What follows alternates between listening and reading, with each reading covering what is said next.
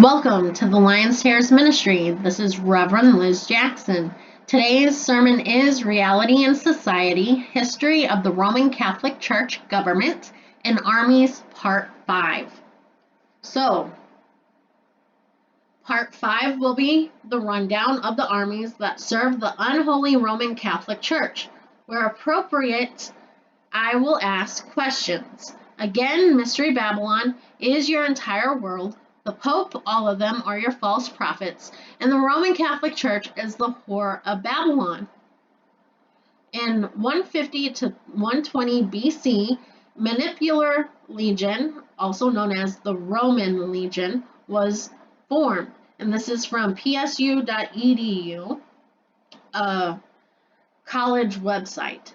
The earliest contemporary account of a Roman legion is by Polybius, and it dates to around 150 to 120 BC. This is referred to as the Manipular Legion, although the Manipular Legion probably developed around the middle of the 14th century BC. The Roman army consisted of 4 legions, each with the strength of roughly 4,200 infantrymen. The legion, when formed up for battle, had 3 lines of infantry. First were the Hatzi, then the Principes, and finally the veteran Tatari. Each of these 3 lines contained 5 manipuli of 120 Hazatai, 12 Principes, and 60 Tartari. So that's the basic rundown of the Roman legion. In 107 BC, Praetorian Legion, also again from psu.edu, following the Marian reforms in 107 BC, Roman legions were heavily restructured. The 3 lines of distinct infantry present in the Manipular Legion were abandoned in favor of the new legionnaires. Legions contained 10 cohorts, each cohort roughly 480 legionnaires, and was subdivided into 6 centuries of 80 men each, and centuries were then divided into 10 8-man conturbina. In 2007 BC, the Praetorian Guard, this comes from history.com, was the Imperial Guard of Rome. This guard was an elite corps of soldiers established to guard the emperor of the Roman Empire. As early as the 2nd century BC, the special units were selected to shadow famed Roman leaders such as Mark Antony, Scipio Africanus, and Lucius Cornelius Sulla whenever they ventured into the field. Julius Caesar later enlisted his 10th Legion as personal security, but the Praetorian Guard, as we know, it didn't appear until shortly after. Augustus became Rome's first emperor in 27 BC. After ascending to the throne, Augustus established his own imperial guards, comprised of 9 cohorts of 500 to 1,000 men each. The unit would endure as a symbol of imperial might for over 300 years. By AD 23, it even operated out of its own fortress, the Castra Petora, located on the outskirts of Rome. The Praetorians were known to engage in espionage, intimidation, arrests, and killing to protect the interests of the Roman emperor. For clandestine operations, they may have employed a special wing of troops known as spectators, formerly a reconnaissance corps under the Roman Republic. By the imperial era, this unit had graduated to serving as couriers and intelligence operatives in the service of the Caesar. In time, the Praetorian Guard became very near the emperor's private bodyguard, and in the end, they became very much a problem. They were consecrated in Rome, and there came a time when the Praetorian Guard became nothing less than king makers. Inevitably, it was their nominee who was made emperor every time. Since they could impose their will by force, if need be, upon the populace, Edward Gibbon claimed that the Praetorian Guard was the first symptom and cause of the decline of the Roman Empire. So again, it's important to understand a couple things. One, does the Pope have an army? And yes, the Pope does. It's called the Swiss Guard of the Vatican. It is the only Swiss Guard that is still active today. It was founded by Pope Julius II in 1506, and many guards died protecting a later pope during the looting of Rome in 1527. So again, the Pope has an armed guard called the Swiss Army. Also, Paul, our Apostle Paul, was imprisoned by the Praetorian Guard, and this comes from padfield.com. Upon entering the city of Rome, Julius, a centurion of the Augustan regiment, found in Acts 27, verse 1, handed Paul over to the prefect of the Praetorian Guard, the commanding officer. The official duty of the prefect was to keep in custody all accused persons who were to be tried before the emperor. Now when we come to Rome, the centurions delivered the prisoners to the captain of the guard, but Paul was permitted to dwell by himself with the soldier who guarded him. And that's in Acts 28, verse 16. In 476 AD, Roman Catholic Church took over Rome, and this is from lumenlearning.com. During the first century of the church, circa 30 to 130, the Roman capital became recognized as a Christian center of exceptional importance. In the late 2nd century CE, there were more manifestations of Roman authority over other churches. In 189, assertion of the primacy of the Church of Rome may be indicated in Irenaeus Against Heresies, which states, with the Church of Rome, because of its superior origin, all the churches must agree, and it is in her that the faithful everywhere have maintained the apostolic tradition.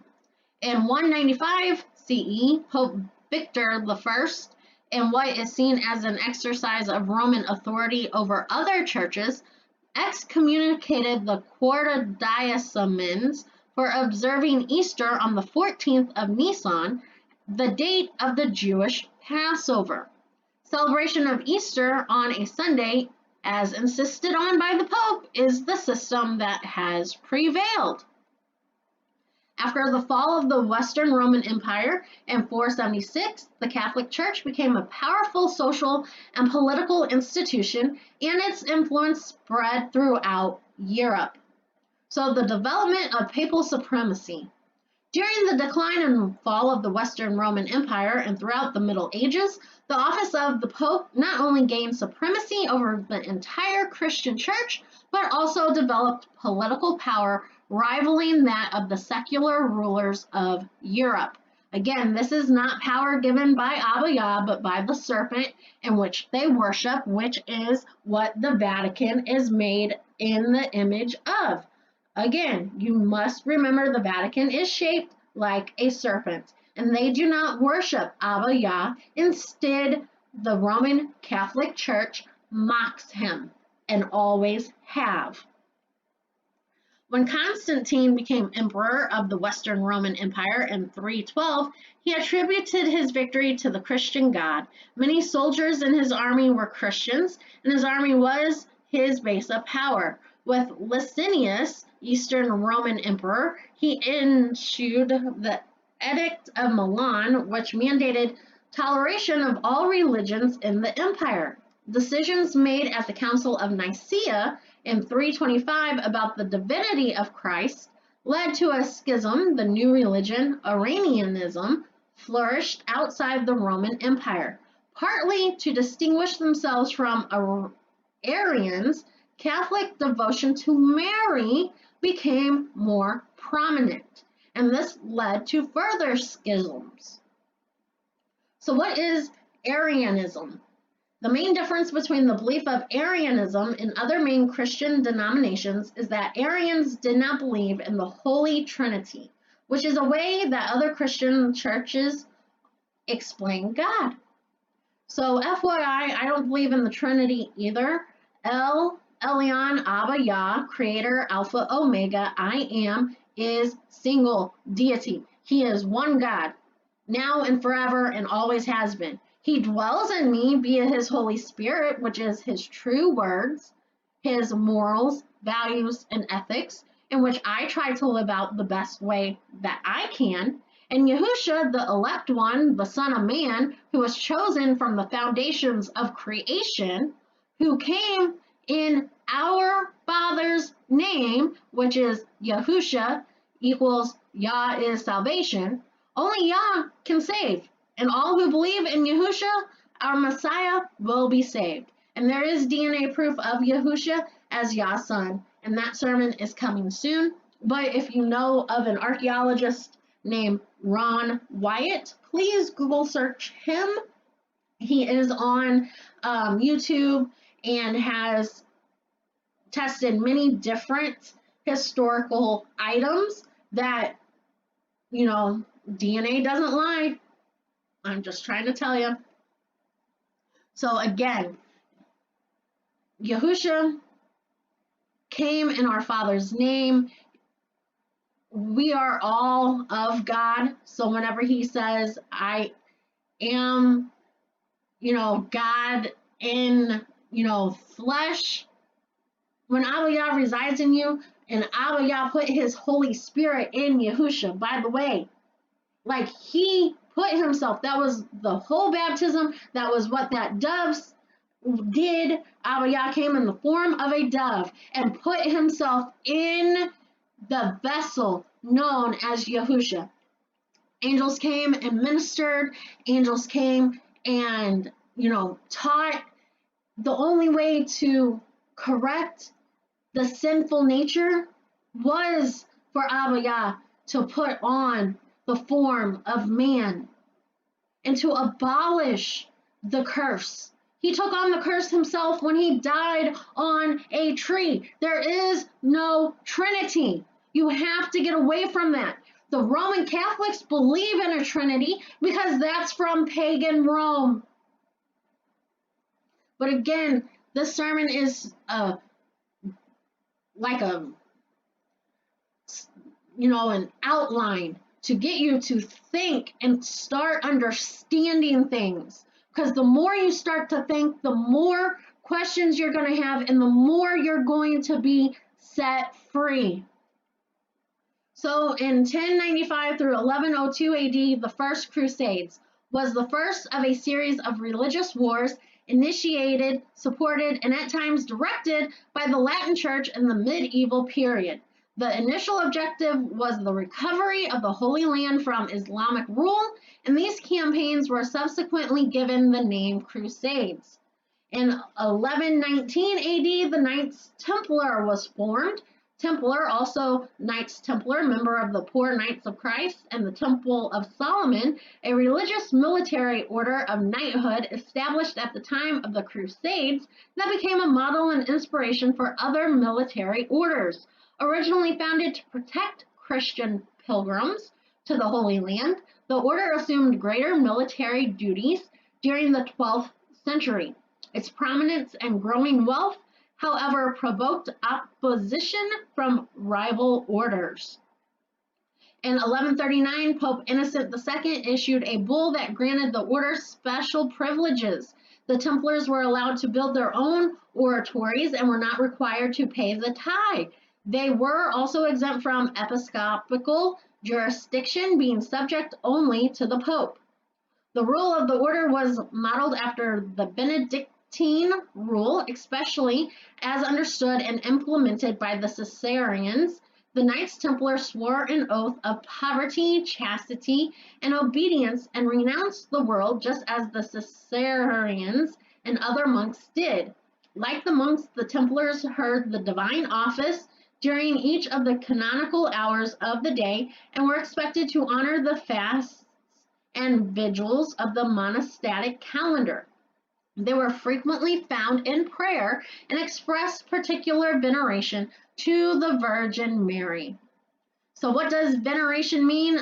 According to Merriam-Webster, respect or awe inspired by the dignity, wisdom, dedication, or talent of a person. The act of venerating, the condition of one that is venerated. Some common synonyms of venerate are adore and worship. Again, they worship the Virgin Mary because the Vestal of Virgins is what they've always worshipped. The Greek and Roman gods are still worshipped today. Who are the Caesarians? The Caesarians, officially the Order of Caesarians, are the Catholic religious order of monks and nuns that branched off from the Benedictines and followed the rule of Saint Benedict. So what is the Benedictine rule? Benedictine, member of the Order of Saint Benedict, member of any of the Confederate congregation of monks, lay brothers, and nuns who followed the rule of life of Saint Benedict, and who are spiritual descendants of the traditional monastic of the early medieval centuries in Italy and Gaul. The Benedictines, strictly speaking, do not constitute a single religious order because each monastery is autonomous, meaning they govern themselves. What are confederations? A confederation or confederacy is a voluntary allegiance of sovereignty, independence, states established to manage matters of common concern to the member states, such as defense. The verb confederate has traditionally meant to form an alliance that carries out the will of a coalition of interests, none of which surrender sovereignty to the confederation. What is the Benedict rule? And Saint Benedict. Benedict was a devout Italian Christian who became a monk at the age of 20, wishing to withdraw from the world after he visited Rome and was shocked by how immoral life in the holy city had become. He founded his own monastery in 529. The Benedict rule is strict, its main theme being absolute obedience to not God, but the abbot. And the Benedict rule is brainwashing at its finest. It reads, the first step of humility is to obey without delay. This is proper for those who, because they have promised holy subjection, or because of the fear of hell or the glory of everlasting life, hold nothing more precious than Christ. The moment the abbot commands anything, they obey instantly, as if commanded by God himself. Whew! How to become humble. Again, this is from the Benedict rule, and you'll see it's not of Abba Yah at all. I chose 1, 6, and 7. So 1 says, always to have the fear of God before one's eye, shunning all forgetfulness and always remembering of all God's commands, always thinking about how those who despise God will burn in hell for their sins, and about the everlasting life of those who fear God. I have to pause there because that's not what Abba Yah says. Abba Yah says, go and make disciples of all nations and be the light. We are not to sit and think about how people are going to burn in hell for their sins. We are supposed to speak the truth, reveal the truth, and yes, people do fall under the law of sin and death. That is what I talk about, because the more you hear about it, the more you're going to investigate what the law of sin and death really is about. Nobody is gonna burn in hell forever. I'm sorry to tell you this. Yahusha didn't burn in hell. Those who were in hell when he raised them with him were not burning in hell. So we need to get that clear. Number 6 says, to be content with the meanest and worst of everything, always considering oneself a bad and worthless workman.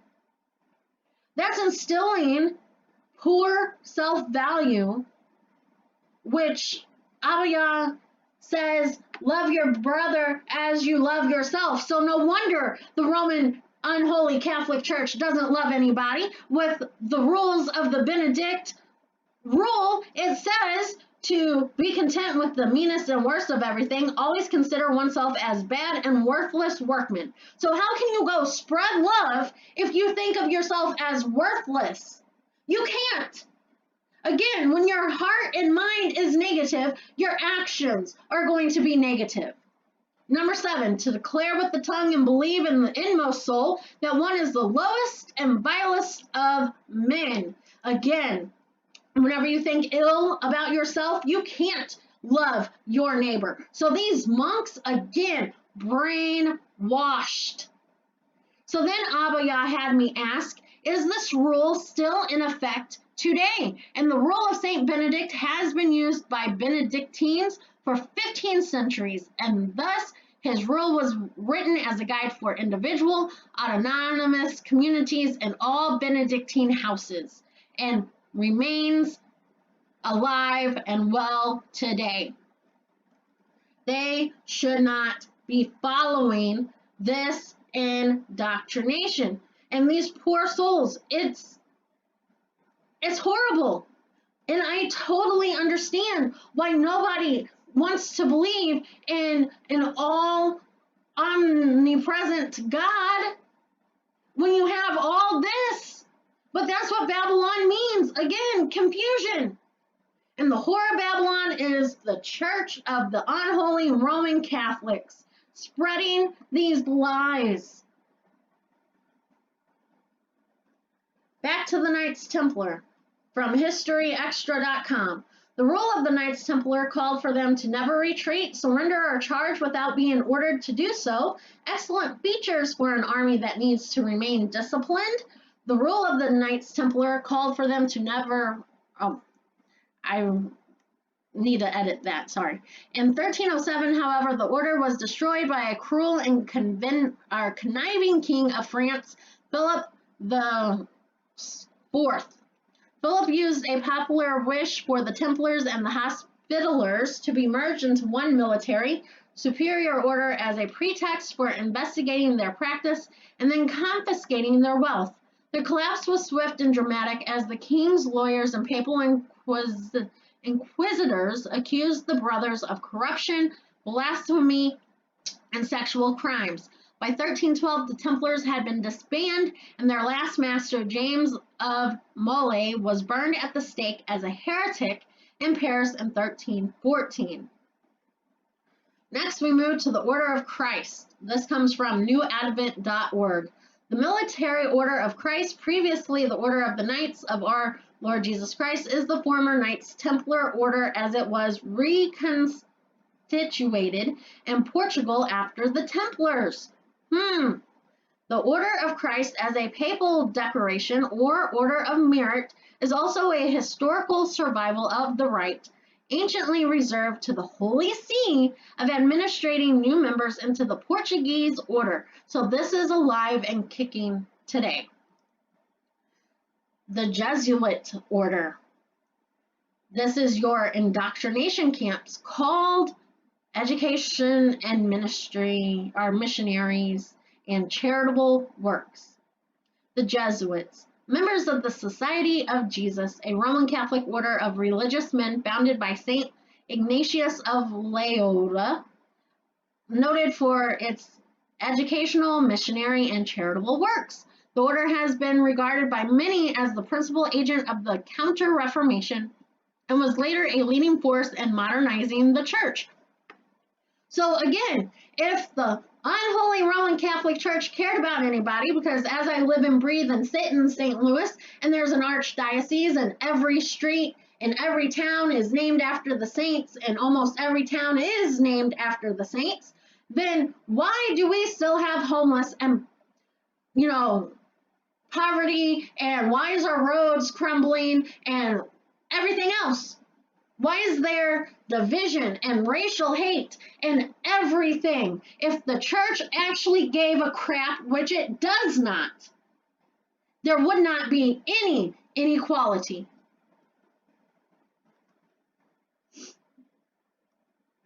Particular emphasis was laid upon the virtue of obedience, including special obedience to the Pope. Emphasis was also placed upon flexibility, the condition that allowed Jesuits to become involved in a great variety of ministries and missionary endeavors in all parts of the world. Also known as God's Marines or the Company, the order of priests and brothers was founded by St. Ignatius of Loyola in 1534 with 6 other students at the University of Paris. St. Ignatius had a military background, and early adherents referred to themselves as the Company of Jesus, hence both the nickname that lived to this day. As the head of the new order, Ignatius sent his priests throughout Catholic Europe to start schools, colleges, and seminaries. By Ignatius' death in 1556, the Jesuits had already founded 74 colleges on 3 continents. With missionary work as a core value, the Jesuits have been known for spreading Catholicism throughout the world. Pope Francis's namesake, St. Francis Xavier,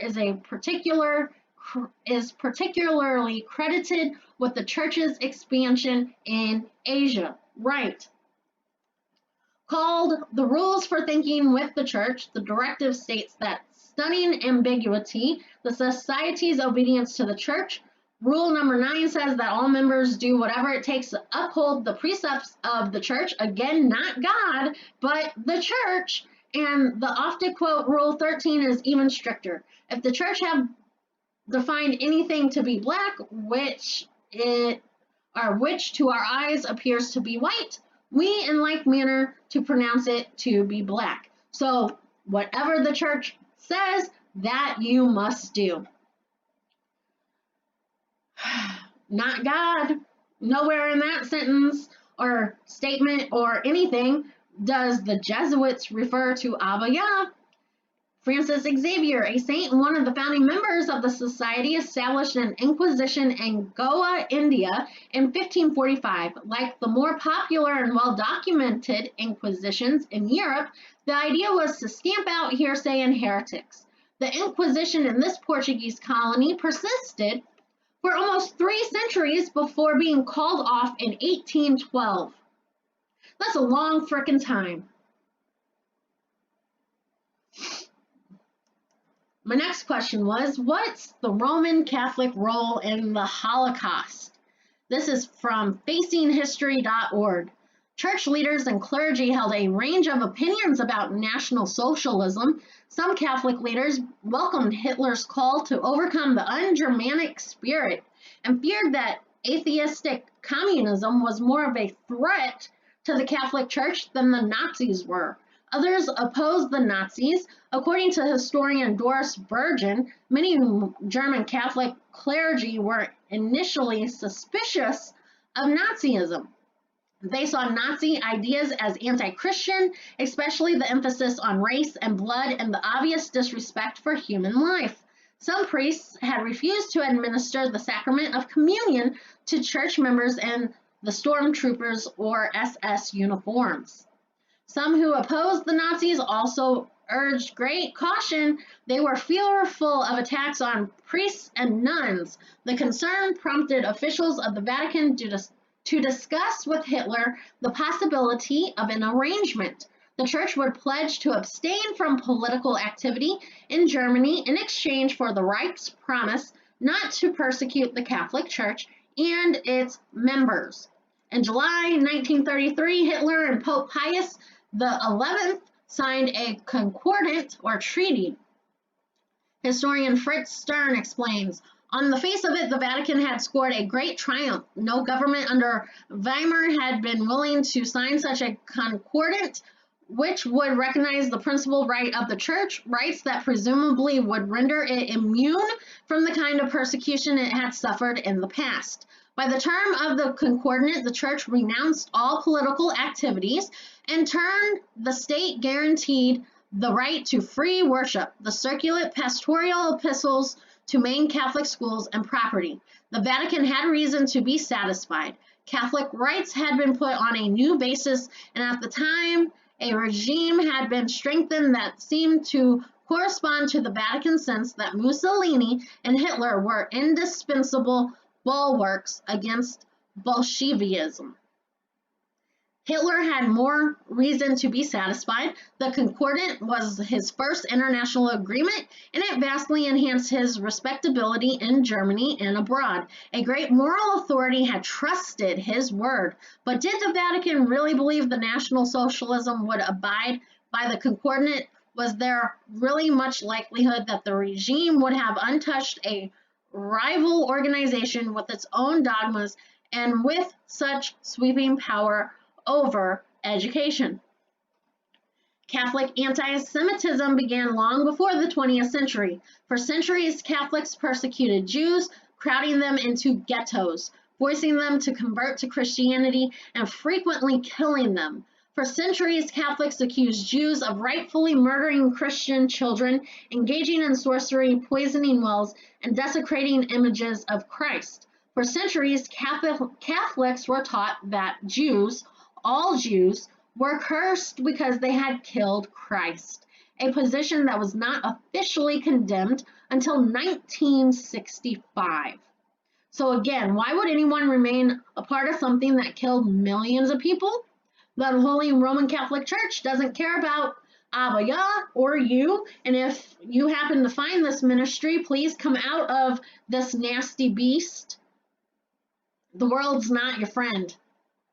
Again, lying lips are an abomination to the Lord, but they that deal truly are his delight. Proverbs 12:22 of the King James Version.